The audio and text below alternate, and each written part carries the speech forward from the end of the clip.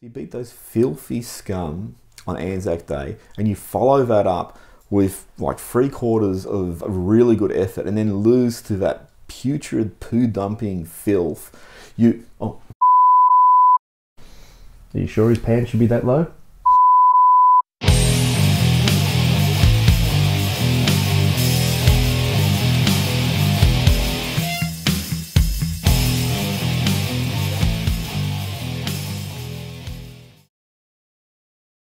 Welcome to the Collingwood Rant. I am Sly. And I'm Spook. And we're joined by a very special guest. Phil. No, Ram. No, of course, it's the one and only driver from the Buckley Surfers, very popular website in the early 2000s when we were doing the Collingwood thing and losing a few grand finals and building up hope. That's every other year. Yeah. Well, used to be. Thanks for joining us, driver. Great to be here, guys. I'm just looking forward to those days when we get to go to grand finals again. You can still go. You can still go, yeah. I can't really go wearing my scarf that I wore to the 1977 grand final. Did we win that one? Because that's tainted. Unfortunately, that's tainted with success. I forgot this scarf in 1990 and I forgot in 2010. So maybe I should throw it in the bin. So I don't know, maybe just look for the roof to cave in on us now. So we're actually going to cover both the ANZAC Day game and the game yesterday. Is there like a traditional label for this game? We played Richmond. What is it? It's like the Stephen McKee trophy? I don't think there's anything with this one, is there? No, it should be... The Steve McKee Cup. The Steve McKee Cup. Clinton King Cup. Oh, yeah. Oh, who else is it? The Jeff Rains Cup. The Craig Stewart. Anyway, we could go on for a little while. Let's start with ANZAC Day. Went into this game, both Collingwood and Essendon were sort of just middling, but you know, Collingwood had that great win against Adelaide over at whatever their football ground is now called, and Amy Yard or something. Yeah, and Essendon had that great win against Port Adelaide at whatever Essendon's ground is now called. So both teams brought in some good form. Essendon pre-season were the really hyped team. They picked up Sard, they picked up Stringer, and they picked up Smith. Everyone thought, well, not everyone, but a lot of people were tipping them to make massive inroads into the finals. Collingwood, everyone had ridden us off. But we were looking good for 2 weeks, which has never happened before in the history of Collingwood. We've never looked good for 2 weeks. So what were your thoughts about ANZAC Day? Look, the opposition were average and we dealt with them accordingly, I think. We pulled together 4 quarters.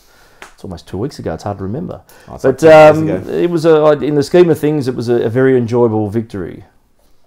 Driver. Well, it was a great win. And yes, in hindsight now, we can say maybe they're a rubbish team, we didn't beat much.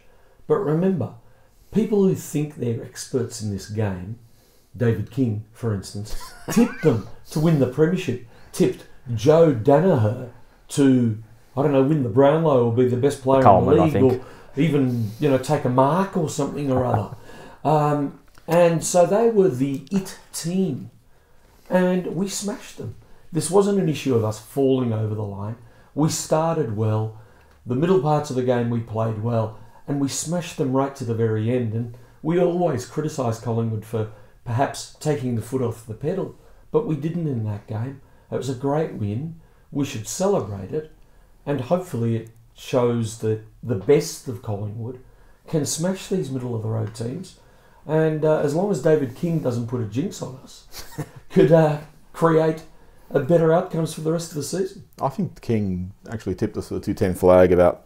I was just thinking that, yeah. But I just actually bring up an interesting point about Joe Danaher. No, it's not the Essendon rant, but could he really aspire to become the best player in the league with a stupid mustache like that? Is that possible? Let's ask Jared Blair.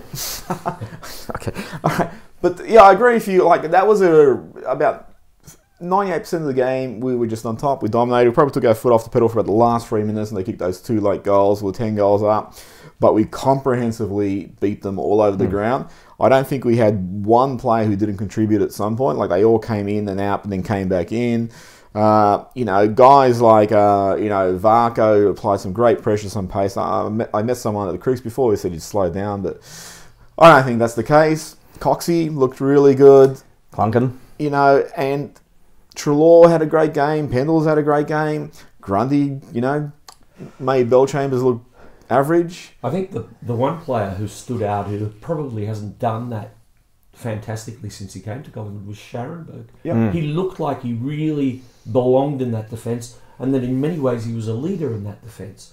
And we need more games like that. We need more players like that to step up. He's done that in the last, this year since he's come in. He's really been a lot more assertive. Last year, people were actually saying, when he was playing, he's having a good game. And I just looked and thought, I don't think he's really doing anything outstanding. No. And he was, a lot of times, a lot of his kicks were just sort of like sideways or that, just really safe. This year, there's several times he's really put himself on the line for a mark. There's a few times he's taken daring kicks. He's actually really becoming a presence back there. He's becoming a marshal back there. So, yeah, he had a great game. H, another one who's been there for a few years and really struggled to cement a spot, really started to impose himself on the game where you look at him and going, geez, he's someone that the opposition actually have to mind. He's someone they're actually going to have to say, hey, shit, we're going to have to, try and stop his influence. So you get these younger guys coming through, especially considering how poor our list management was about 4 years ago. It's really gratifying and it really fills a hole in the side. Mm. There's a few other guys, though, like the unsung heroes. At one stage, late in the last quarter, Tom Langdon, you're a big fan, Driver. He had a 91% disposal efficiency, which at Collingwood is just totally astounding. Jeremy Howe had a great game, although he's reminded me a bit of Heath Shaw, where he has that one bad clanger every game where he just nails an opponent. Heath Shaw used to have these great charges and then just kick it on the full or something. Used to. For Collingwood. But what's he still playing, is he? He's still clanging. I thought he was just a Twitter presence now. Lord Heath Shaw, apparently. Yes. But yeah, it was a great game. I really didn't have much confidence, but as the game went on, I felt, okay, this is, we're dominating these bunnies.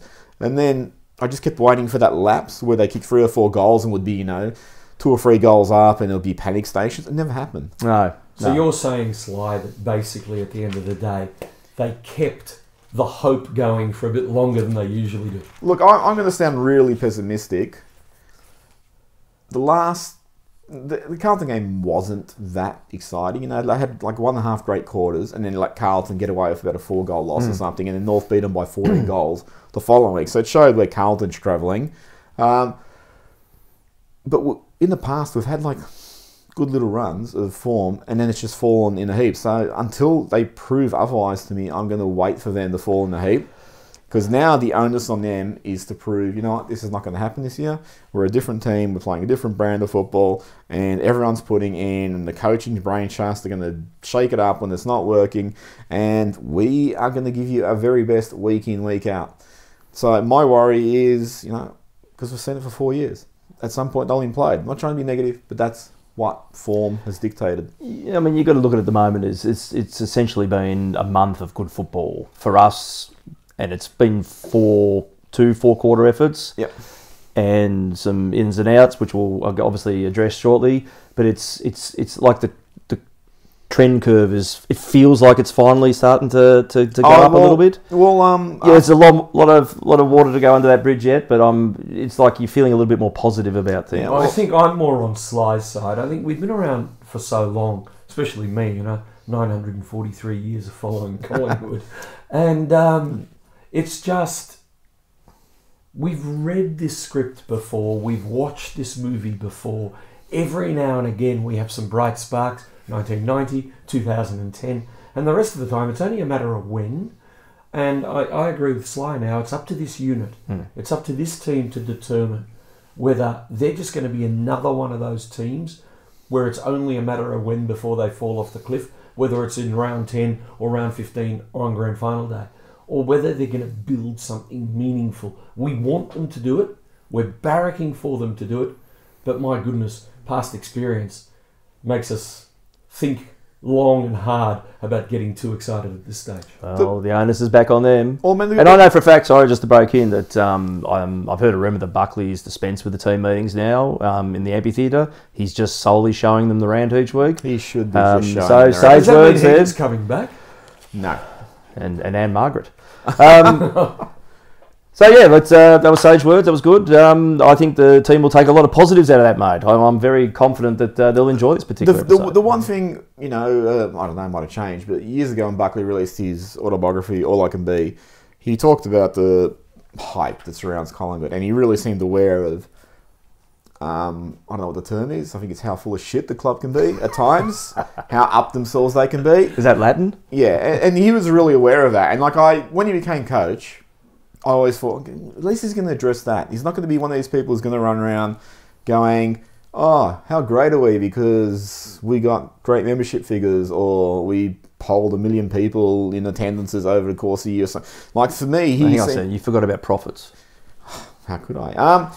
I don't think we're making it at the moment, but he really seemed driven, achievement driven. And if you watch how he became the player he did, it was because he was achievement driven. He always wanted to up his ante and, reach that goal and then redo it. So I always felt like with him as coach, he could address that cultural issue, which is Collingwood. Because the 2 times we've won the flag in my lifetime, and sadly, people who are like 60 would be saying the same thing. You look good for 120 years old. But the 2 times they've won flags, they've just massively fallen off. And I know people go on 2-11, they made a grand final, but geez, you hear about stuff like Pendlebury coming out and going, we're really partying and stuff like that. And then what's happened afterward.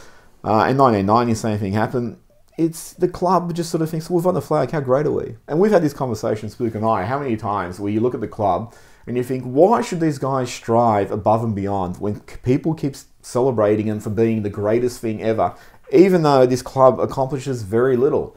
I mean, Hawthorn wins the 3 flags and they just reset for the next one. Collingwood wins a flag and they go, well, let's go have a party for 25 years and see how we go from there.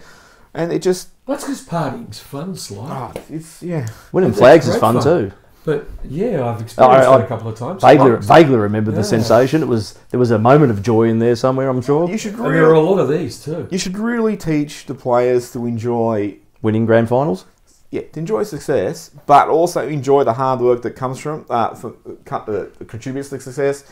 And you get this cycle happening of, we love success, but we know we've got to work hard, and it just keeps going back and forth, which is what Hawthorn does. And teach them to be ruthless, because I don't think Collingwood's ever really been that ruthless. The 90s side, the grand final side, was ruthless in that game, and then they just sort of did nothing after that. I mean, obviously there was mitigating circumstances. Darren Mullane died. You had a few really bad injuries at the wrong time, but you should really teach the club to be ruthless. You had a rubbish draw in the finals in 1992. You look at Hawthorn. We didn't get a double chance. There's lots of excuses. Yeah. Excuses everywhere. And you should just sort of go, you know what? We got to hit this mark every year because that's what it's about. And if you can't do it, then piss off. Sounds like a lead into the Richmond game. Yeah.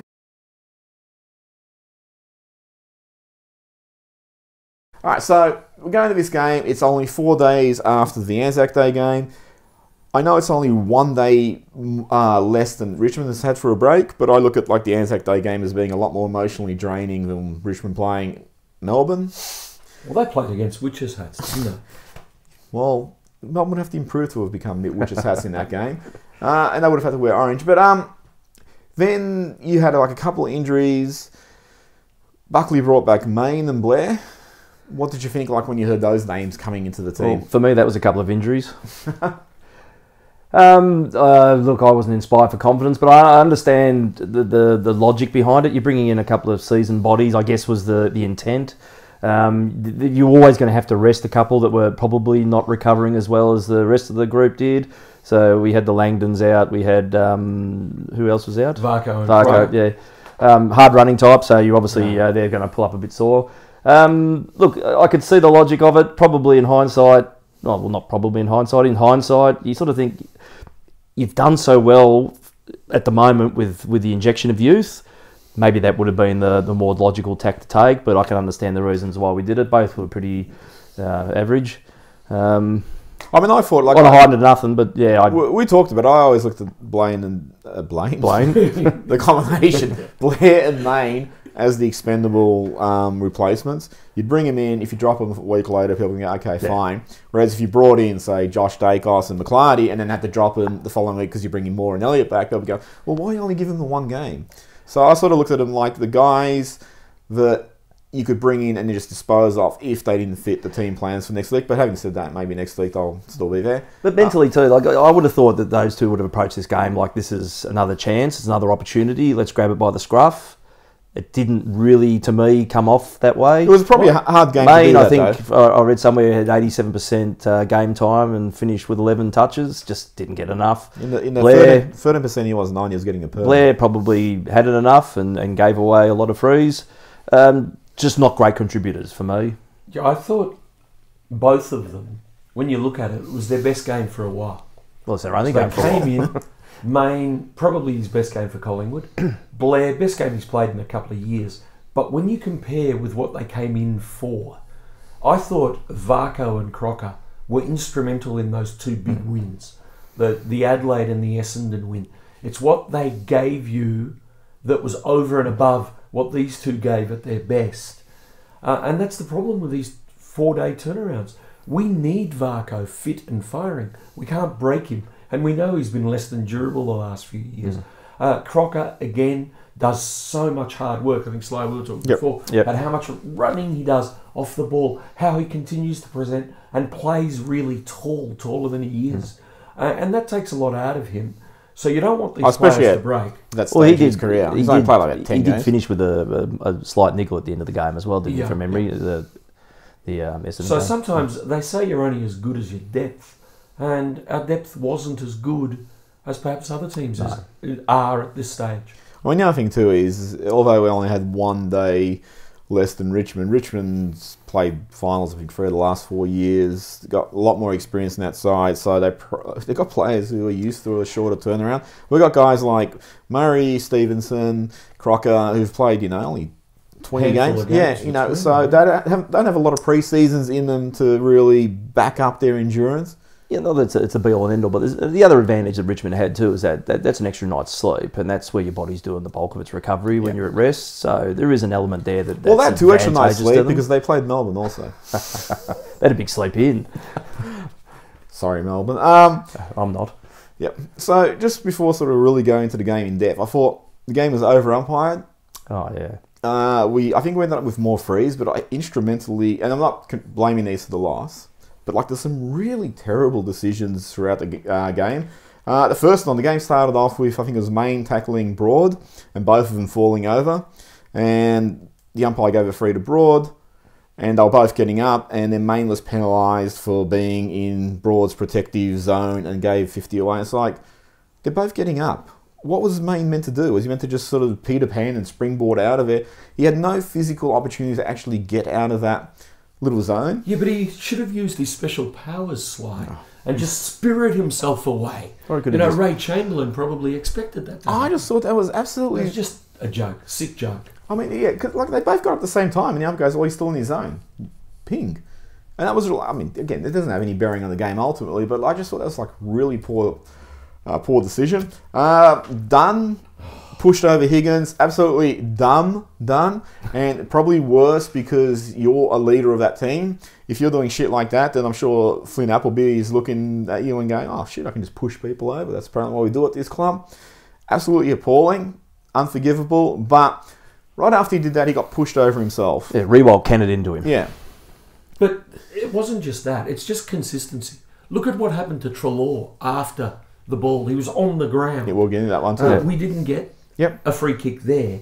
And when you look at the replay of what Dunn did, it was stupid, I agree. And he gave the umpire an opportunity to pay that soft free kick. Yep. But when you look at it, he didn't push him above the neck, which is what umpires seem to concentrate on some weeks and not others. He just gave him a bit of a bump. And you know what? I don't know about you guys, but the sanitation of our game is getting to the stage where you see tougher netball games. And you compare with the AFLW, some of the stuff those girls get away with in AFLW, our players would be rubbed out if they did it. I thought it was just good, solid, tough work, and it got unfairly penalised and changed the dynamic of the game in that period. Didn't result in loss or victory, but in totality, it just gets you angry. As a fan, you watch that and you say, you judge it by what would you have done if it wasn't your team that was penalised. And I reckon if I was watching the game on telly and I saw that happen between, any team other than Carlton and someone, I would have just gone spare at the telly as much as I went spare at the ground yesterday. Well, if you look at that anyway, I mean, Dunn knocks him over and you have said, okay, I'm paying that against you. The moment someone knocks Dunn over, it should be like, I've set a precedent, I'm paying a free. Exactly it right. should now be reversed back. And the same thing happened later on to Reedy as well. So Hang on, I'll go back to the Reedy line. The Treloar one you mentioned, because I'll introduce Treloar. Honestly, if that was a Collingwood player doing that to Cochin, people in the He'd media... be suspended for weeks. Yeah, it was about as weak a fucking thing you could do, because Treloar was just sitting on the ground and Cochin just come behind him going, shoved him massively. And it's like, well, why? What context does that have that you needed to do that? That is gutless. You know, if you did that in a pub, that's assault. Yeah. And you'd be up before the magistrate, and rightly so. But the staggering thing in that is on the TV, you can hear Chamberlain on the mic say to Treloar, well, you should have gotten up. So you think, so it's Treloar's fault because you didn't get up quick enough that he cannoned into you. You played 2 games in 4 days, Ray Chamberlain, and then you get pushed down to the ground continually, and you get 412 possessions, or however many Treloar had over the last 2 games in 1 week, and you try and get up with 5 minutes in the game to go when they've been jumping on you the whole game. Well, honestly... But that statement just doesn't excuse the action. Yeah. Chamberlain should have retired the week before the first game he ever umpired, which was 38 years ago. Right? This guy needs to be put up to pasture. And anyone in AFL land who thinks that Ray Chamberlain is a great representation of what umpires should be in AFL and has been a great ambassador for the game for 35 years, they're watching the wrong game. You talk to any fan from any club and they think the guy's a joke, he's a fool, he believes that the game is all about him, not about the players, and he makes up these random calls. When you lose a match, like we did on Sunday, you remember it and you just get angry. He's also afraid of dingoes. When's he coming on? Trent Dingo, that is our mate. Trent Cotchin, the one thing with that too is last year in that prelim when he did the bump and he got reported, to me, under the current environment, I don't think players should miss grand finals for that. But under the current environment, he should have got weeks of that. He should have missed the grand final. So you're saying he's a protected species? Yes, I was leading to that, but thanks to the pre. To me, that's seriously one of the most deplorable things. I know he hasn't hurt Treloar massively or anything. Gutless. But to do that, like, it's not, where players are wrestling and facing one another and stuff like that. It's not a bump in the play. It's not even bump late or whatever. It's just guys on the ground, totally defenceless, and he's just come in and bumped him. And by the way, I'm just going to point to the Richmond fans. You won the flag and you're still fucking booing Treloar for choosing Collingwood over you. Really, get a fucking life. You should be celebrating your flag. You're still booing Treloar. You really care that much about the decision and you that's made? the thing, you've touched on something here. Those Richmond fans, right, there was a lot of sympathy for Richmond last year and their fans because they hadn't won a premiership since Jack Dyer was in nappies or whatever. My goodness, they're soft. There were no celebrations. They were texting and phoning friends the day after the grand final. They didn't celebrate properly.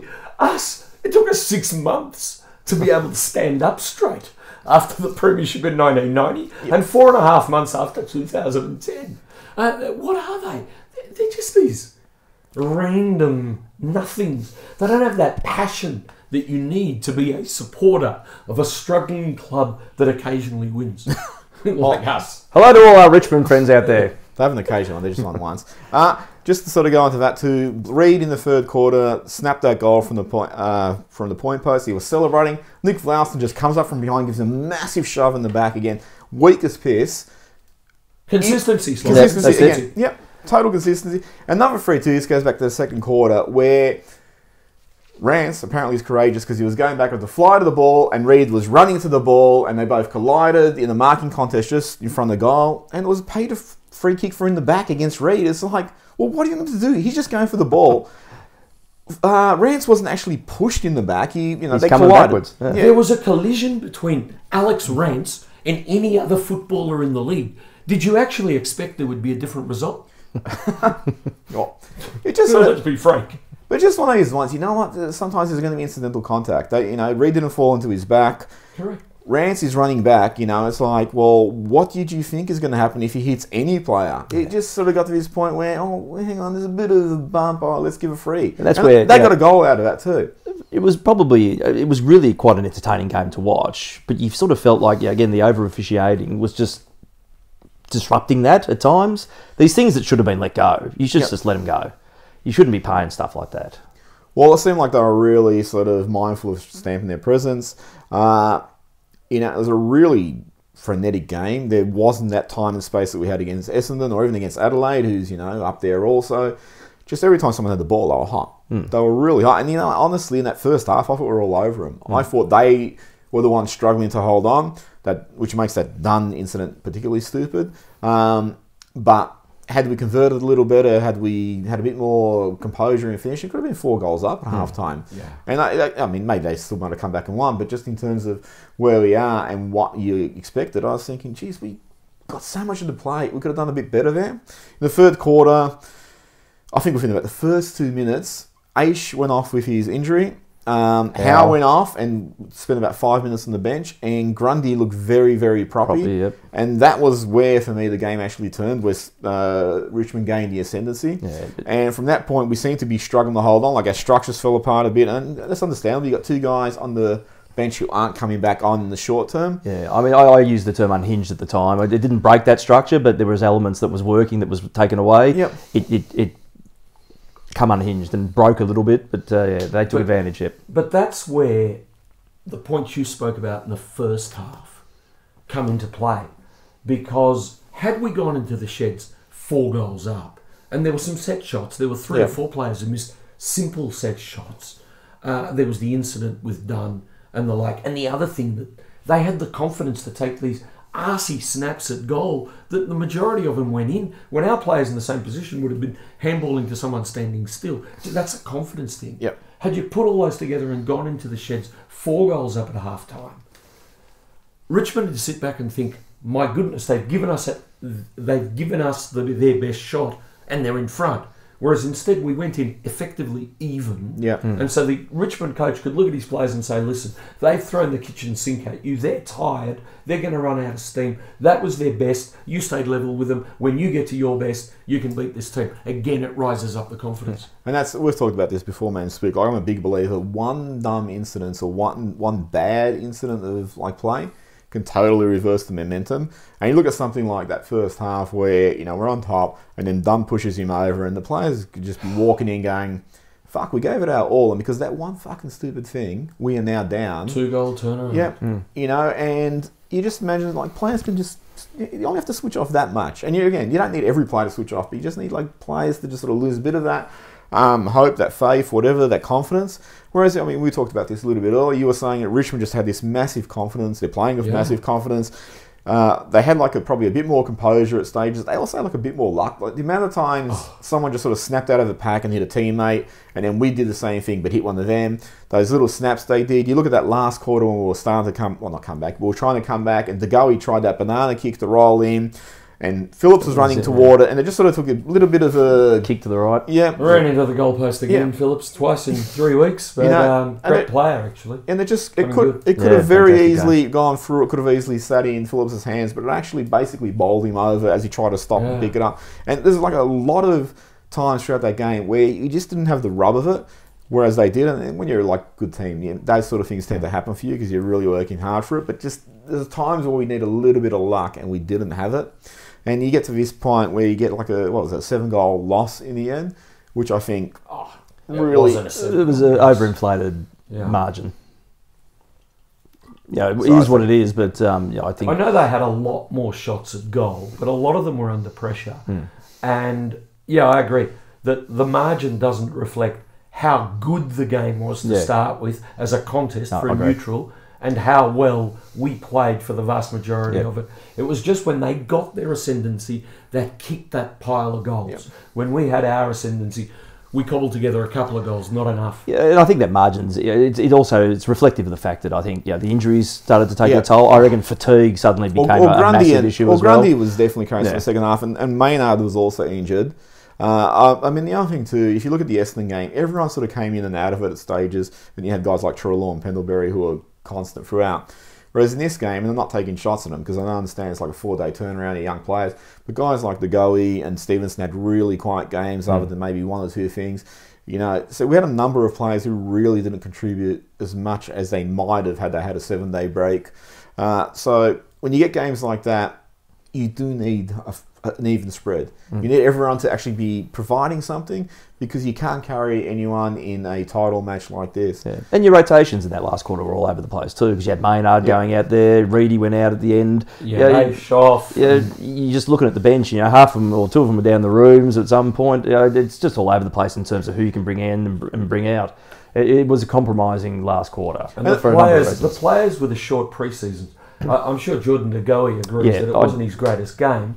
And short pre-seasons, extraordinarily short, unfairly short turnaround. And look at the result. They got low possessions. They weren't there in the capacity that they're usually there when they've had a good 7 or 8 day break and they've got a full pre-season ahead of them. As an aside, should the AFL work out something better for these years where ANZAC Day falls in the middle of the week? It's worse next year. I think it's Well, you can get away with next year because it's Thursday. Thursday. So you go back to Thursday night football. But yeah, look, I think they approached it the best way they could. They gave those 4 sides that played the closest to each other they could get them in terms of our opponents and Richmond's opponent. But Richmond didn't play an opponent. But it's a big ask, I think, in today's modern game with so much running that they do to get blokes to pull up 4 days later. I've got to say, I disagree with you, Spook. I think I'm on That's all right, I'll edit that bit out. I'm on Sly's side on this one. The AFL structure buys for every team during the season. It's a bit of, I've got to say, it's a bit of a joke. Just kills the momentum of the season right when you want it to be building up. Like that one before the finals. And we're going to have a bye, in 3 or 4 weeks or 5 weeks' time or whatever it is. Give these teams, the ones that played on the Tuesday night, the teams that played on the Saturday, this coming week is the time they should get their bye. Yep. But, that's so logical. Yeah, that is so logical. That won't please Channel 7. At an AFL house, it's illegal to think like that. If you think like that, they won't actually hire you. But if they hire you by accident, my God, they'll boot you out the door. Because it's too logical, it's too sensible, and it's too fan-centric. I think the people that pay $1 billion for the rights have a fair old say in this as well, though. But they miss out on the game anyway. Collingwood's going to get a bye. Richmond are going to get a bye. They got one last week when they played Melbourne. So if you're going to get a bye anyway, structure it so you don't kill the players. Yeah, I agree. I'm just as worried about how our players will pull up from this game for this coming weekend as I was for the 4-day break. Yeah, that's a fair point. Because it's a massive load. And I actually wonder, you look at this game, you had Grundy do an injury, Maynard do an injury, Reid do an injury, Aish. Big loss. But it's like, how many of those injuries was the short turnaround contributing to? And like people go, Aish got a PCL, it's the way he lands. But like I've always thought, I'm sure there's physios out there who are going to disagree. But there's going to be wear and tear on bodies, and surely at some point the wear and tear goes to a level where your body's a little bit more susceptible to landing awkwardly, and that's when you have a snap or something. Sly, you remember the marathon at the Commonwealth Games recently? The runners didn't start dropping like flies in the first 5Ks. They started dropping like flies in the last 5Ks. When you're fatigued, when you're more tired, you're far more susceptible to injury. Simple as that. And that's, again, 4-day break. And I agree totally. Next week, going to Brisbane to play Brisbane. We'll get to that later. Any final thoughts on this game? Look, I take a lot of encouragement out of it. I think I think Richmond brought their A-game pressure game, and we, for the 2 and a bit quarters, really withheld that incredibly well. As you guys said, if we nailed a few more shots, we could have been 4 or 5 up the break. I think that would have had an enormous impact on how the second half of the game may have unfolded. But look, I still feel a little bit encouraged about what I saw. Not more than a little bit. I'm encouraged by the body of work over the last 3 or 4 weeks. It's challenging for me because you guys both know, and anyone who used to read Buckley Surfers knows, that I don't believe in that whole concept of the honourable loss. There's no such thing. We don't use that word here. I'll beep it out. I got to tell you, I got to tell you that I was impressed by the way we stayed competitive with these buggers for so long, And when things turn to rubbish, when things turn to shit in the last quarter, our players stuck by the game plan. Yep. They might not. They might have been dragging their backsides around the ground from tiredness, but they stuck to playing the brand of footy that we've been playing in the past month. And I think all of that was encouraging. That's where I agree with you, Spook. Yeah, I mean, I'm the same. As you said, the body of work over the last 3 or 4 weeks, the Carlton game sort of a little bit aside because we played a shit second half. But they consistently played the same brand of football. Richmond is a good team, so I don't want to take credit away from them. You know, they played a great game. Like I said, they had less time for everyone to get rid of the ball. The pressure, inferred pressure, was fantastic. And you got to think, a lot of these guys, again, you got a really young team. Mason Cox never would have played in anything like that. There's a number of young players, Stevenson, DeGoey, they probably never would have had to face that Flynn sort of... Appleby. Yep. God, what a great debut. And sorry, and we should have mentioned him because we were talking about the inclusions. He was the late inclusion. Not trying to be disrespectful, but that first game he played, the pre-season against GWS, I thought this kid is so far away off it. And then you debut him in a game against the reigning premier, and shit, he looked like he'd played 60, 70 games. He was so composed. Yep. And he had 3 things that this team needs if it's going to be a better team. The first one is pace, straight line pace. Secondly is his ability to play man on man as a defender. Yep. And thirdly, and most importantly, as you look at the makeup of our defence, is he can play on smalls. And Richmond are full of smalls in their forward line. And he provided the highlights. I mean, I know it was a game with a lot of highlights, but when he smashed Cochin in that tackle, I mean, how'd you like those apples, Cochin? Hey, you can't write that stuff. No. All right, so I think that's it for Collingwood Richmond. We'll be right back with Media Mephitic.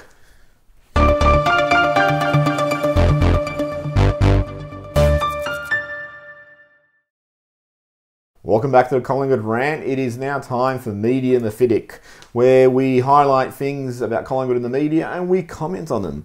One thing I'm going to mention is now a couple of weeks old, although maybe Flynn Appleby will make this relevant.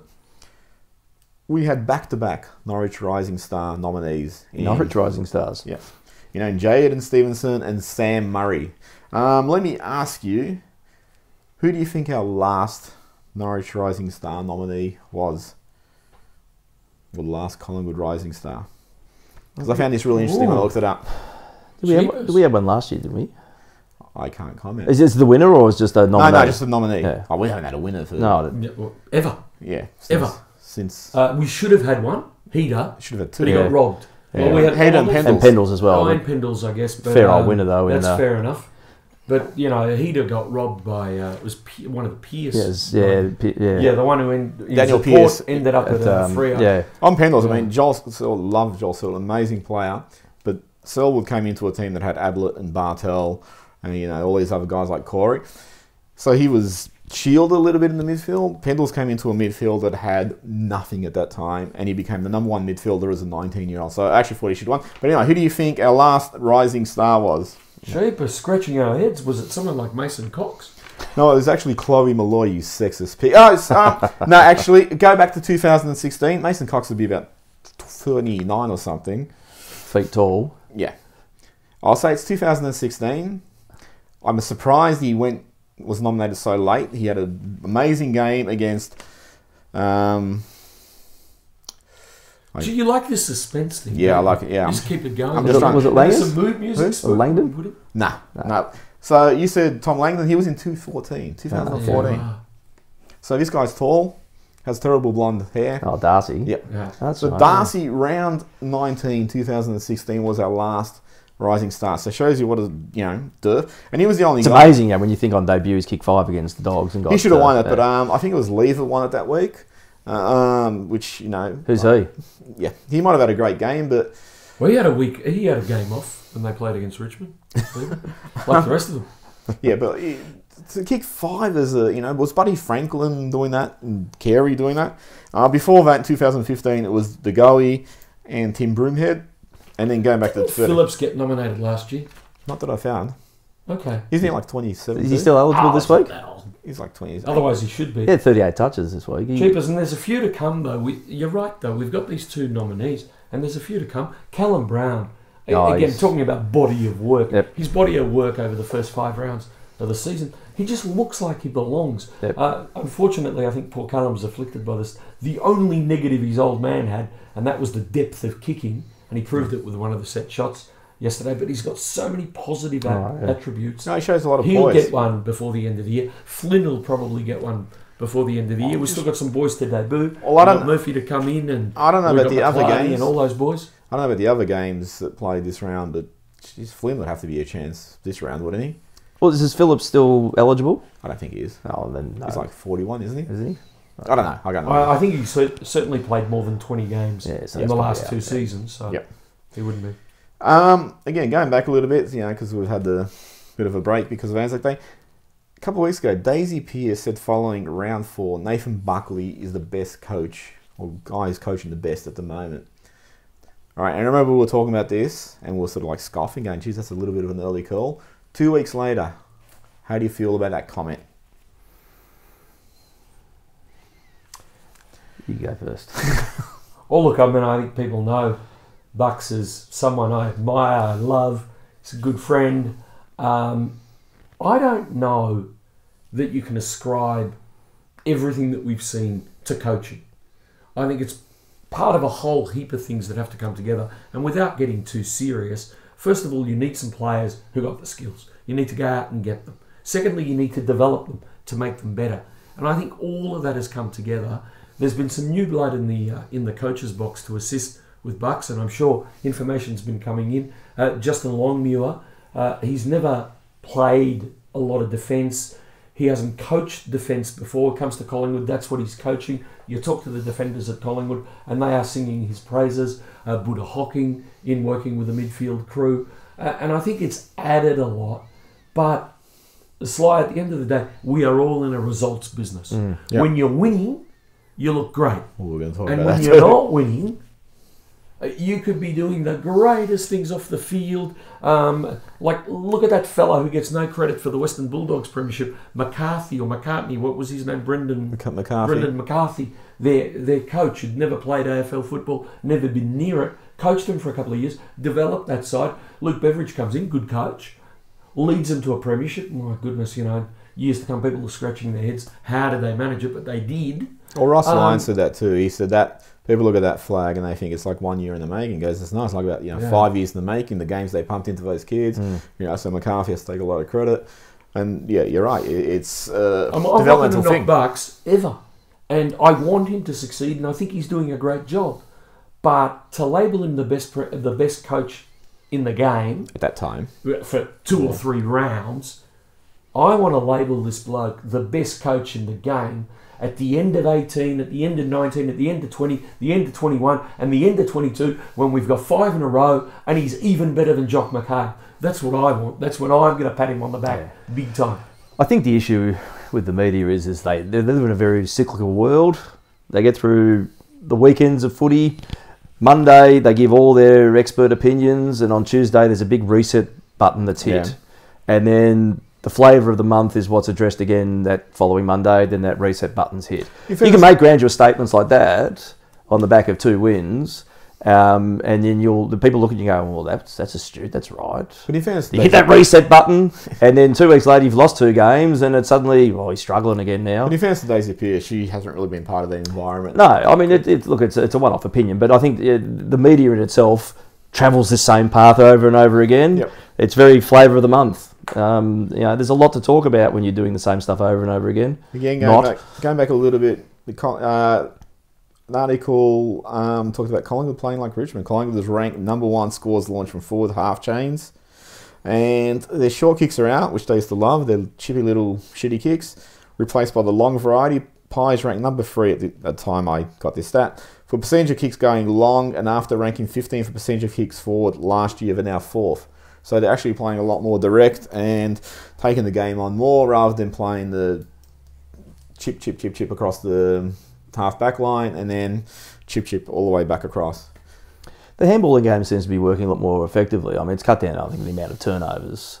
But you think this is an evolution thing, though? It's because this handball game's been drifting around the background for a while. The long kicks have been awful, and you've taken that element out. You're looking better now, but it's not just a flash in the pan thing. This has been a slow burn. It's personnel too, isn't it? In a lot of ways. Because, not potting anyone, but someone like Taylor Adams has been out of the side. good player, gets in and gets the pill. But he's often used as a link man, and his first instinct is sideways, particularly inboard. So if he's on the wing and wants to play it into the centre, but it's always sideways.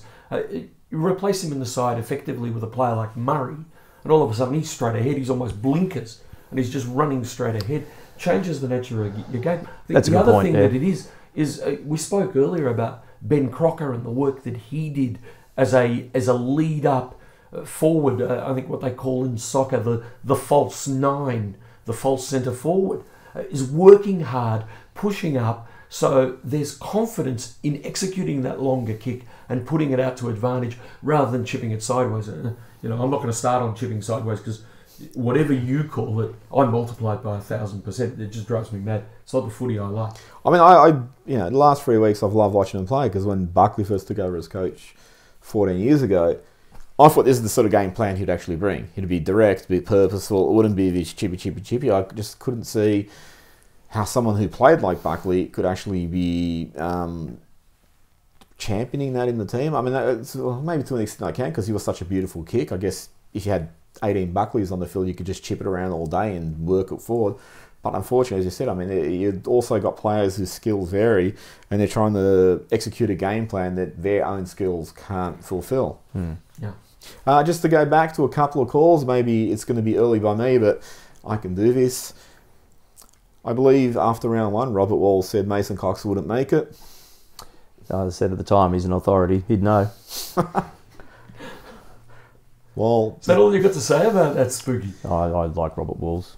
really? No. Carlton. Oh, hate.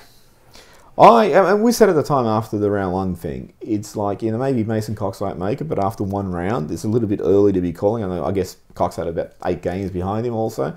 But geez, 8 games, that many? Yeah, that many. But the last couple of weeks, some of the work he's been doing just looked scary for opposition. Richmond had no answers for him on the weekend. I particularly like when he took that mark on top of the goal square and Ranch just sooked and slapped the ball out of his hand.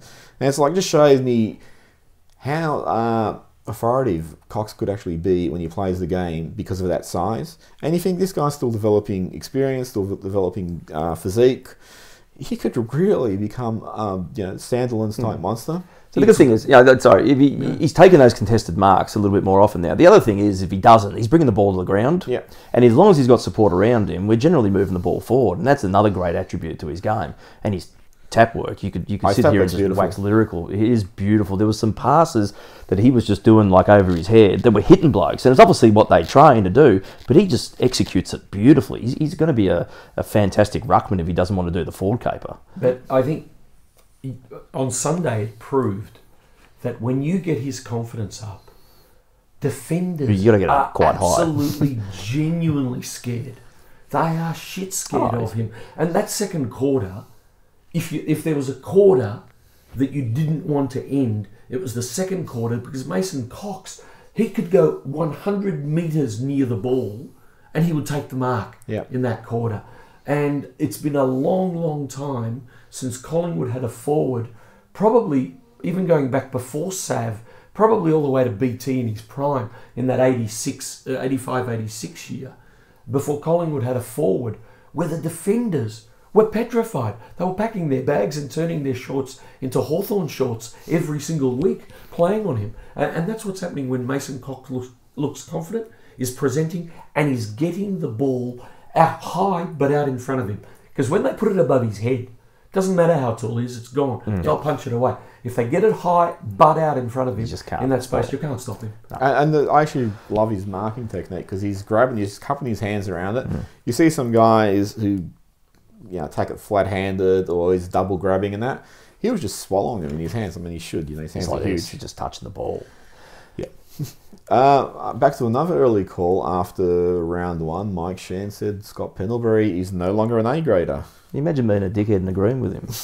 I wonder who might have done that.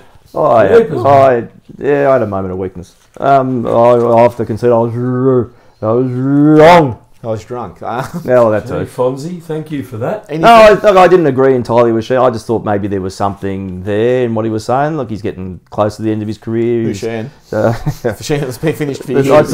thought maybe he'd start to slow down, but he's obviously, he watched that episode, he took it to heart, he said, I'm sticking it up, Yep. Spook. Well, not literally.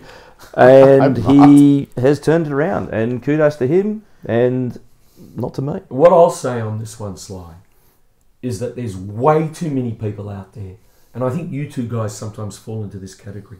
Where Not sometimes. you listen to these bozos. I simply don't watch these programs on television. I don't read what they write, and therefore my stress levels drop as a result. I have enough stress in the 2.5 hours watching Collingwood play once a week. I don't need to stress over the fact that these guys are idiots. I know they're idiots, and I discount their opinion. And people can discount mine. I'm used to that.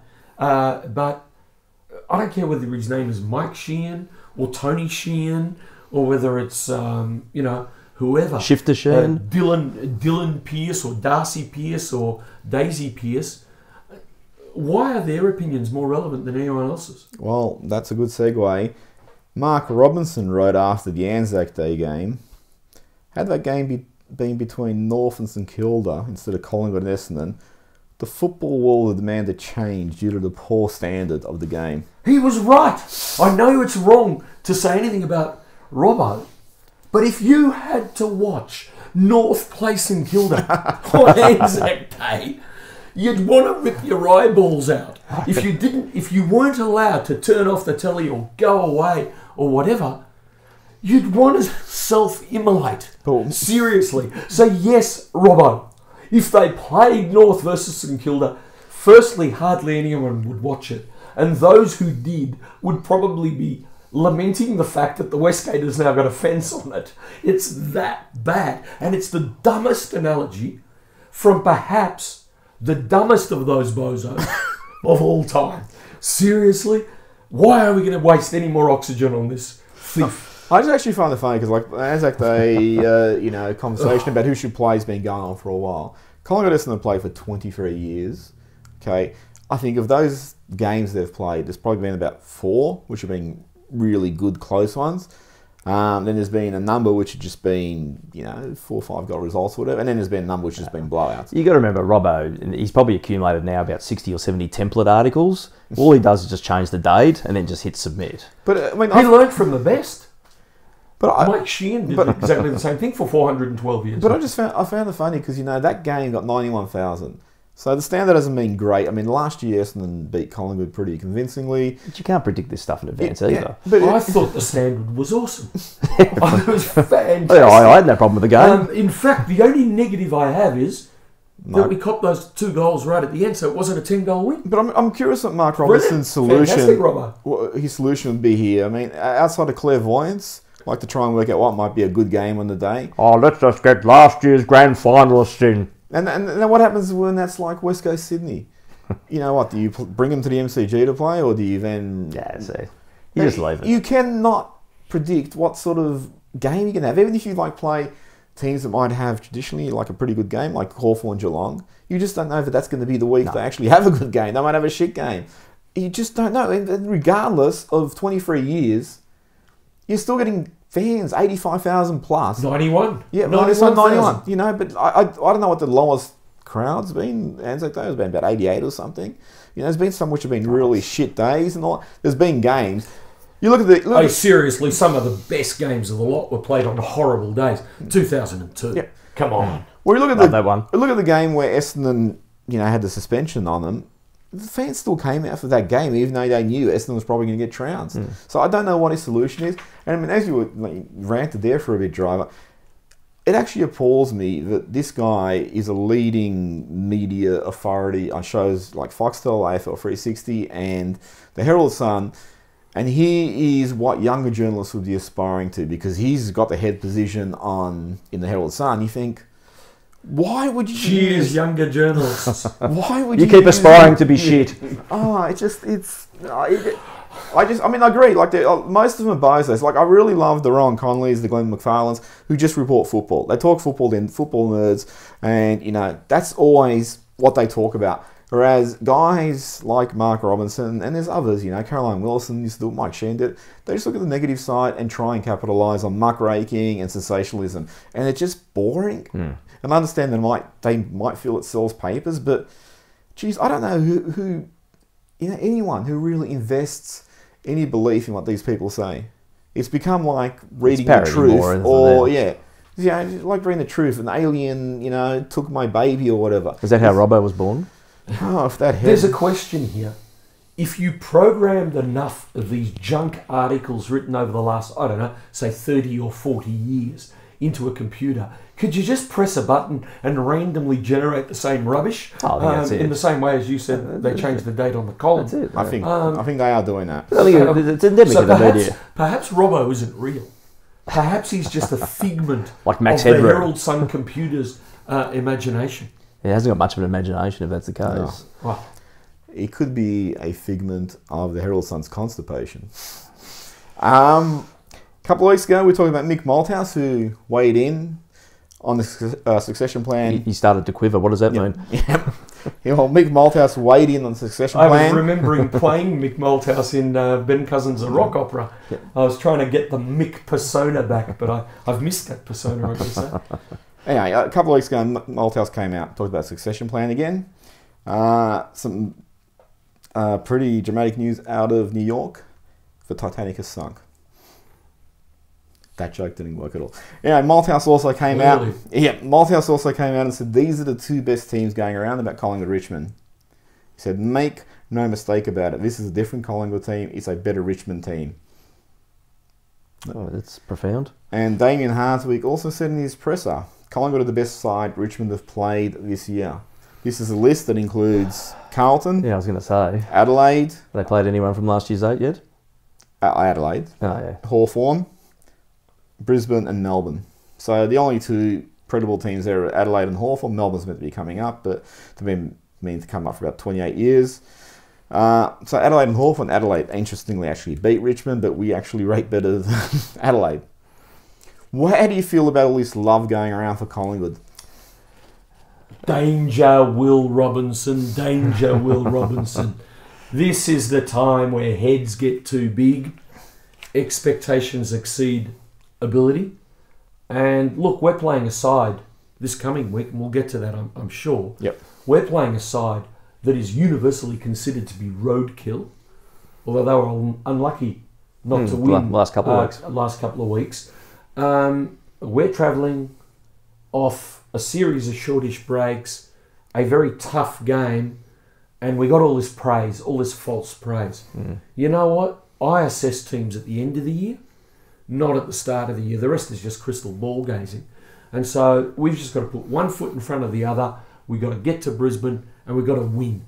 And we're going to be expected to win. And good teams don't just win the fluky games every now and again. Yep. They win the ones that they're expected to win, whether they play well or not. And often good teams play poorly, and we know that. We remember the 2010 team. Not all the games they won that year they played so greatly, but they managed to eke out a win.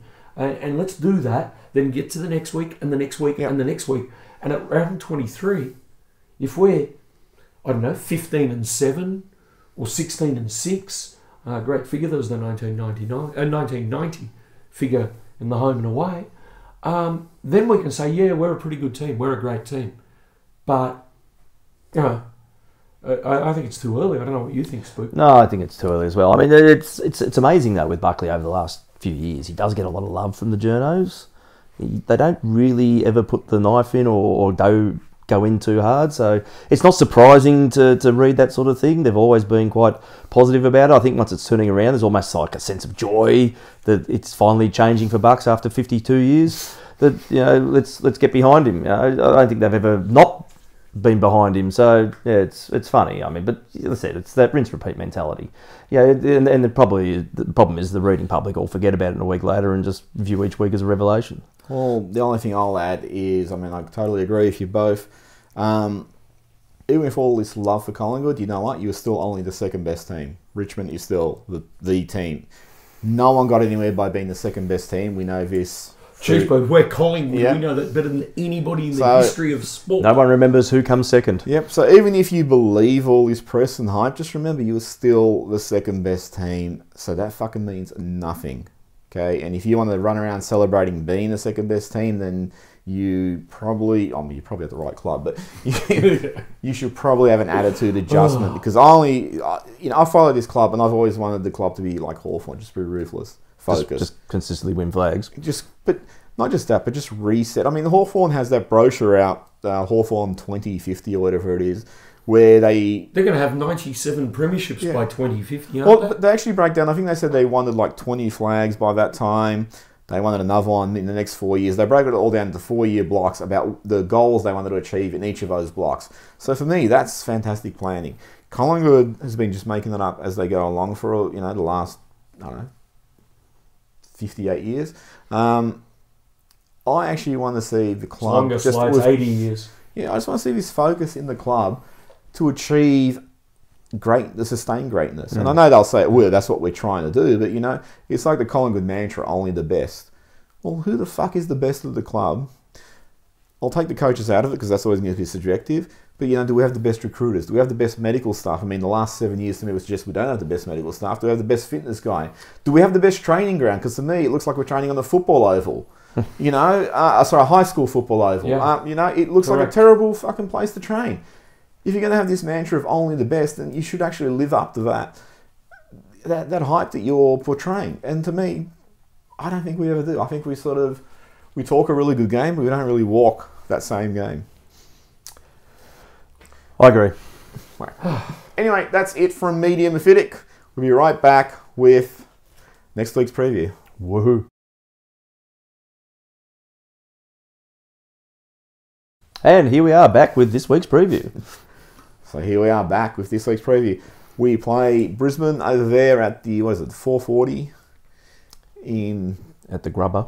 At the Grubber. That must be 220 for me then. Yep. 440. Yeah. Yep. Great time for a game Sunday. That's my favourite time slot. Oh, well, I can't believe not all the games just aren't played at that time. No, they should be. Yep. But it is purely a TV game, so I guess they don't really give a shit about the Brisbane crowd. What are your thoughts going into this game? Our driver did mention this is a danger game because of the short breaks. I think it's definitely a danger game. I think, though, on a flip side, that inflated margin could be a positive in that respect, because if you've done everything and you got close and just fallen short, you can still be a little bit self-inflated in terms of where you're at. I think that was a little bit of a harsh slap back to reality. And if I was playing for that club, I'd be coming out firing next Sunday to remake a point. Yeah, look, I agree with you. I think there's two critical components to what we have to do on Sunday. The first, then we'll probably follow into the second. The first is, and that sounds trite, but we got to jump out of the blocks. We got to hit them hard and we got to hit them early and make them chase the game, reinflate our confidence, get it back quickly. The second thing is, don't let these mongrel teams drag us down to their level. I watched these guys play the Gold Coast Suns 2 weeks ago and they nearly beat them because the Suns, there's a lot of problems at the Suns, but one thing they don't lack is skills. So Brisbane took the skill out of the game.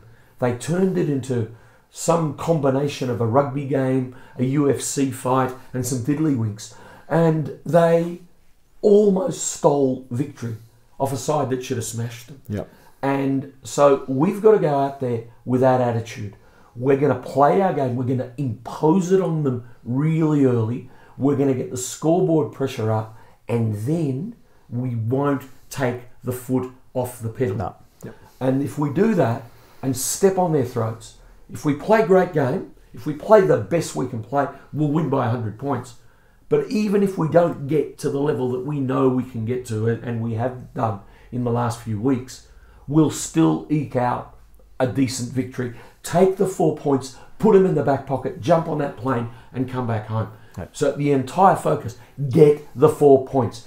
any way you can. No, I agree on that. Because it's a bloody danger game. There's some very winnable games coming up too, and every 4-point Yeah. win is going to be a massive one to get you back into the finals. And I think it goes back to what you said against Carlton, that, you know, we should be looking at percentage also, because that's going to be a tool to, you know, elevate our position. So, you know, I really hope we don't come out, you know, kick 7-1 in the first quarter, so it would be 6 goals up, and then we win by 6 goals. That, you know, players just sort of go, okay, we can rest. I mean, that was the disappointing thing about the Carlton game, where Buckley should have been making the point, you know what, you can't afford to fucking rest. You're not Hawthorn or Richmond, where your game plan is ingrained to such an extent that you can take like a little bit of a breather and just hold a margin. Just fucking bury them and get that winning confidence, you know, really ingrained into the side.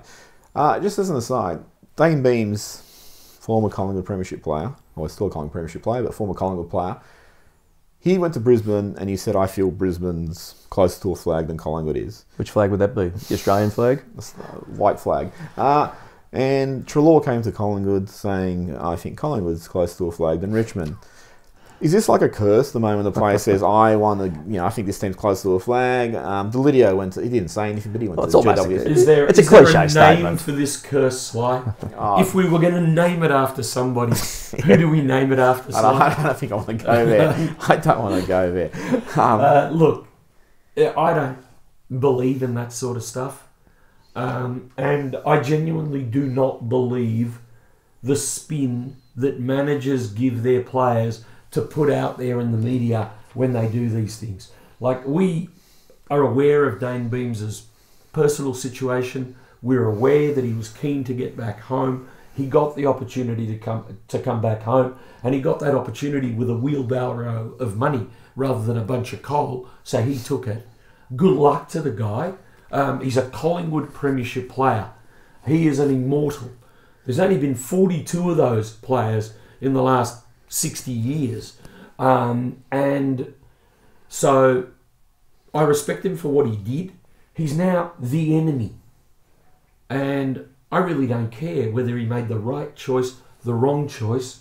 He chose to leave us. So what's over there? Hypothetically, if you had a choice of having Beams or having the Goey and Crisp, who would you take? Because that was the trade. It was for Crisp and that pick where we took the Goey. Yeah. You happy with the Goey and Crisp for over Beams? I think the Goey will be an absolute gun. So at this stage, yeah. Yeah, and I think, look, De Goey, not only is he a jet, and he's going to get better, he's going to get appreciably better, but he also is pretty similar in style. He probably has more impact on the scoreboard than Beams did. They're going to end up playing very similar style, so it was really like for life.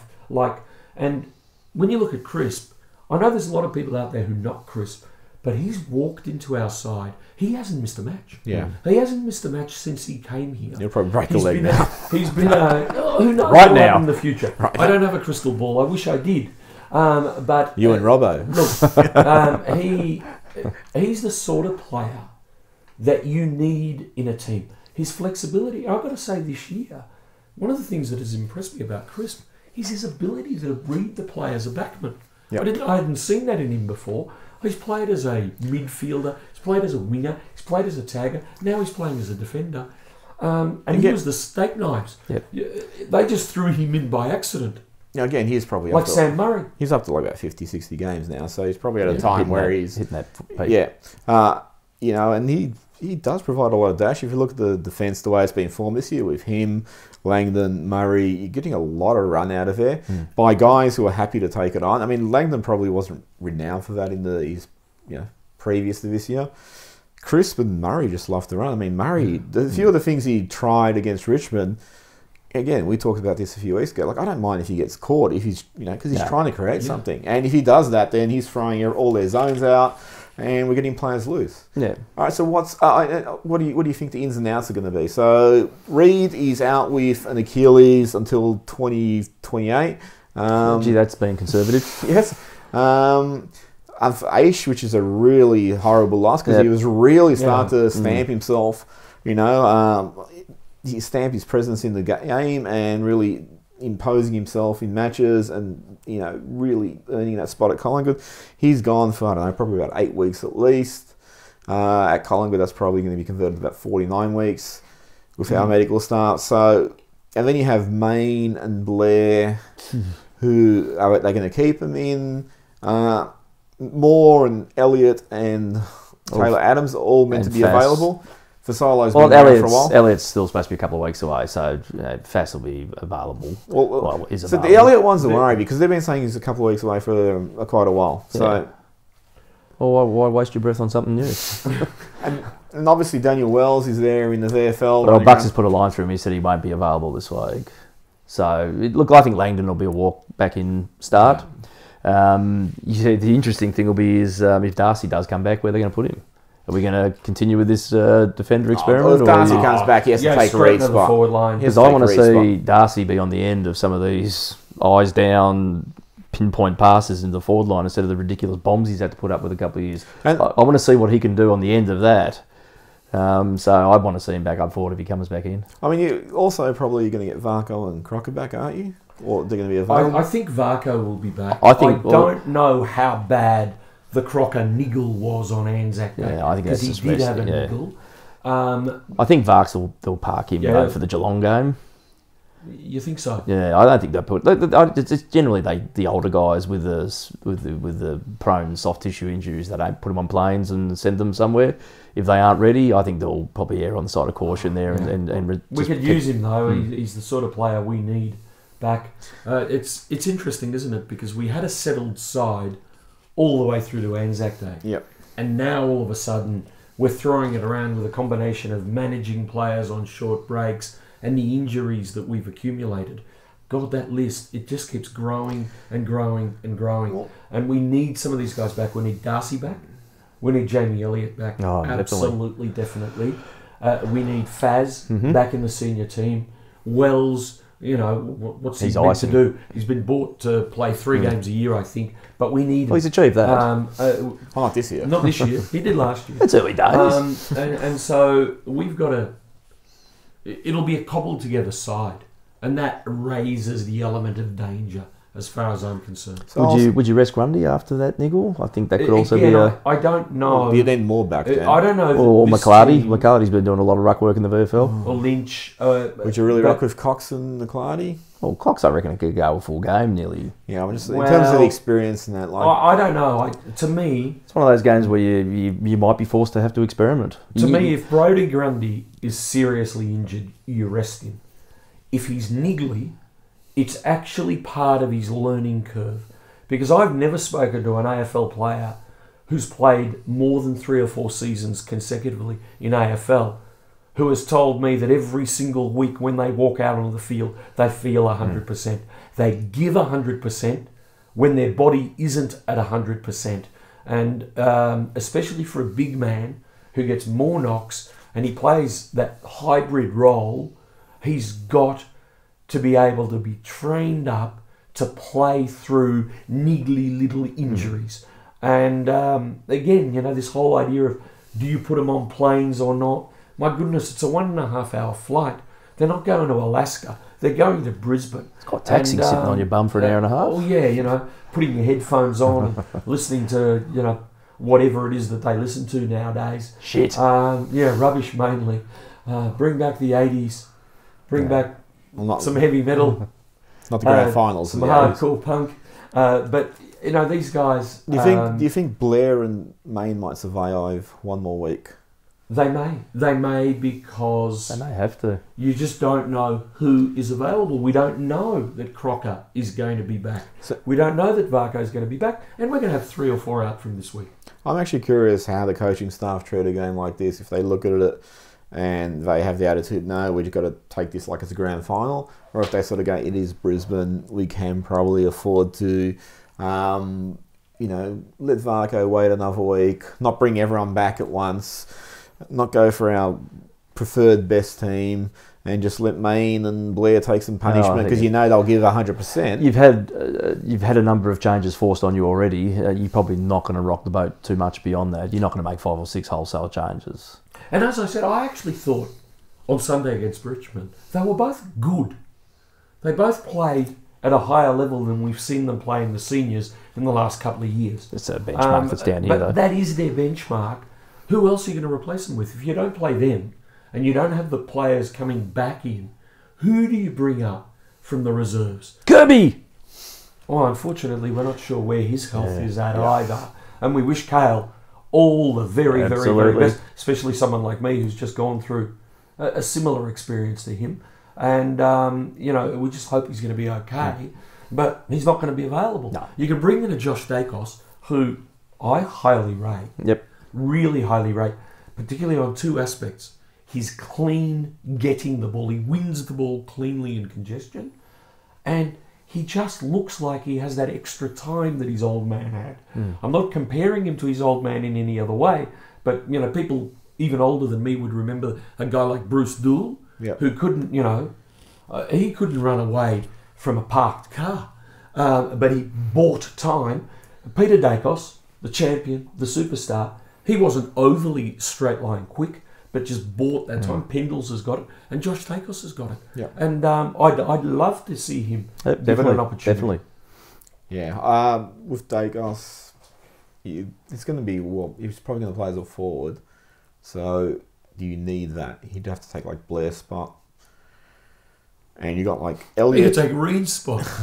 Well, the way we play. So are we going to play Blairy at centre half forward? Who's going to replace Reed? Well, we've played Blairy at centre half forward in the past. Yeah, that's right. Well, Reed, and the guy, give him credit. He presents. The reason why they use him as a marking target is he works hard enough to present and be available. If you're not working hard enough, if you're sitting there scratching your head or other things, then you're not going to be targeted by the player down the field because they won't even see you. And so you've got to give him credit for doing it. It's just that he's 2 foot tall. I imagine Moore will take Reed's spot. Should Moore be available? They said Moore really wanted to play against Richmond. They decided to hold him back. If Moore doesn't play, then, geez, you really look at the problem with McLarty. But in terms of Josh, I mean, I'd love to see him in. I think, last year he showed enough to suggest, geez, you should probably pump some games into him. But the problem in Josh Dacos' situation is you do have Elliot, Fasolo, who aren't playing, and Vargo ahead of him in that line. So, and Crocker also. Crocker came back. I think he's a different player, Sly. I think that but he'll play that small forward role, though. He can play the small forward role, but primarily I see him as that extra forward of centre midfielder. Yep. That's what I see him as. And in this modern game, you need that spread of players who can run through that rotation, particularly at around the ground stoppages. And he can do that. And he's shown it in senior footy. I'd like to see the kid given more opportunity. I like it too. I just think there's probably other people in front of him at the moment. Yeah. Any last thoughts on the Collingwood Brisbane game? Just fucking win it. Just win it, Pies. Smash them early. Doesn't matter if it turns ugly later. Get that score on the board, and you're only interested in two things: the 4 points and the margin that you win the 4 points by, and that's it. Yep. As far as I'm concerned, Collingwood, you need to win. If you lose, then you need to do what the last Collingwood team who lost to Brisbane did in that season. Win a flag. Yes. So you have those two choices. I'm not asking a lot, so just win. Okay, so let's go on to the question of the week, which is maybe a little bit redundant now, but last week we asked, can you fit, 2 weeks ago we asked, can you fit Reed, Grundy, Cox, Dunn, and Moore into the same side. Now it looks like Reed's gone until 2058. All right, so what's your next question? Yes. Thank you for answering that, Ben Reed, in the most unfortunate way possible. Unfortunate, I think it's the most predictable way, unfortunately. Yeah. Champion player, premiership player, all-Australian, but, it's a history. I think, Spook, you said earlier that he's missed more games than he's played over his 10 or 12-year career. Well, particularly since 2012. And that's unfortunate. Sometimes people's bodies give up. I mean, I bought this scarf in honour of Ricky Barham, talking about players, who went guns, jets, and then all of a sudden the continual injuries, very similar injuries too, hammy back related, turned them into players who, if you only saw the end of their careers, you would have thought they were hacks, but they were absolute guns, and it's unfortunate. But I don't think the question itself is redundant. What I think it proves, though, is the nature of that type of question. Can you fit in 12 midfielders into a midfield? Can you slot in 4 key forwards into a forward line? Can you slot 7 key defenders into a defence? I think those sorts of questions are stupid in the modern game because players are firstly flexible and can play a range of positions. And injury can render it completely and utterly redundant within a matter of the time it took for the person to send that email in.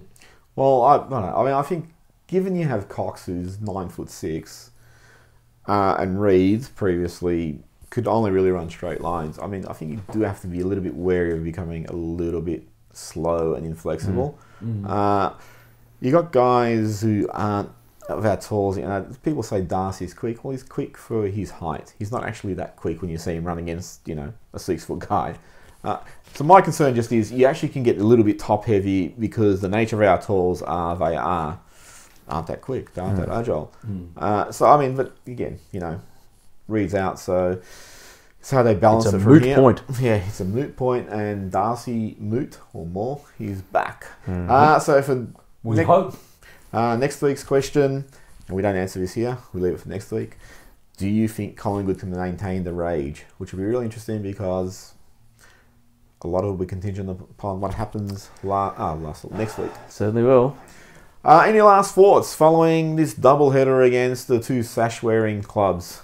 No, I think we did everything apart from find a cure for peace. Find a cure for peace, that's not right. Maybe the Koreans found that the other day. From my perspective, guys, great to be here. And, you know, I knocked media earlier and I said, you know, you shouldn't be listening to media. That's the vast majority of media, 99.9% of media. But you've got to be listening, you've got to be watching, and you've got to be paying attention to what the guys on the rant say and make it, you know, your weekly program to follow, to watch, and to get knowledge from.